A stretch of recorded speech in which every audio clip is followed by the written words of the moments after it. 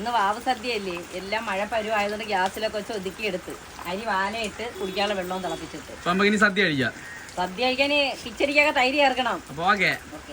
നല്ല മഴയുണ്ട് കേട്ടോ, നല്ല മഴയുണ്ട്. അപ്പൊ നമ്മൾ പോയി വലിയൊക്കെ ഇട്ടിട്ട് വന്നോളൂ. വലിയൊക്കെ ഇട്ടിട്ട് വന്ന് മൂന്നാം മരം മഴയും തുടങ്ങി. മുട്ടക്കോസ് തോരൻ അടുപ്പിൽ കിടന്ന് വേവുന്നുണ്ട്. ഇനി അടുത്ത എല്ലാ കറികളും വെച്ചില്ലേ? പായസം സോറി തെറ്റിപ്പോയി.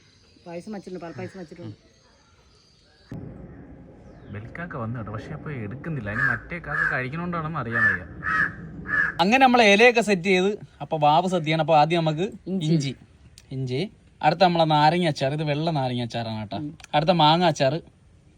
ശകലോട് വെച്ചോ കുഴപ്പമില്ല, അത് കമ്പനി നന്നായിട്ട് കഴിക്കുന്നതാണ്. ഓക്കെ. പാവയ്ക്ക വിഴുക്കുരട്ടി. ഓക്കെ, പ്രധാനപ്പെട്ട പാവയ്ക്ക വിഴുക്കുരട്ടി. പ്രധാനം. കിച്ചടി ഇവിടെ വെച്ചോ. ഇനി ഇടയ്ക്ക് മുറയ്ക്ക് നോക്കണ്ട. അത് കഴിഞ്ഞ് നമ്മളെ തോരൻ അങ്ങനെ കുറച്ചുകൂടെ കുഴപ്പമില്ല. അടുത്ത ഞാൻ എടുത്തോളാം. അടുത്ത് കഴിഞ്ഞിട്ട് അവിയല്ലേ. അടുത്ത നമ്മുടെ ചോറ് വെളിയിൽ പോരല്ലേ അമ്മ. ഓക്കെ. പ്രധാനമെന്ന് വെച്ചാൽ പിയണി ഇരിശ ചെയ്യണം. അപ്പം പരിപ്പ് വയ്ക്കൂലെന്നാണ് നമുക്ക് അറിഞ്ഞുകൂടാ. അതിന് 2 കൊച്ചു പപ്പടം. അപ്പം നമ്മളെ ഊണ് റെഡി ആയിട്ടുണ്ട്. അപ്പം കഴിക്കാം. അങ്ങനെ നമ്മളെ വാവ് സദ്യ റെഡി ആയിട്ടുണ്ട്. അപ്പം നമുക്ക് ഇനി തുടങ്ങാം. ആദ്യം ചില പിയണിക്കൊക്കെ കറി, അതായത് പിയണിക്കെന്ന് വെച്ചാൽ മത്തൻ കറിയാണ് കേട്ടോ. അതും ചില പപ്പടം ഇങ്ങനെ എടുക്കുക.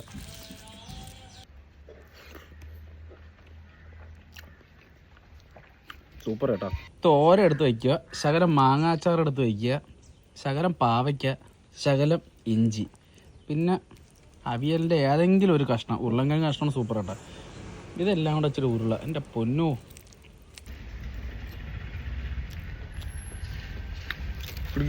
ഒത്തിരി തിരക്ക് പറക്കി ഒതുക്കാനൊക്കെ ഇരിക്കണം. മഴയും വരണമുണ്ട്. അപ്പോൾ അടുത്ത വീഡിയോ കാണാം. ബൈ. ബൈ.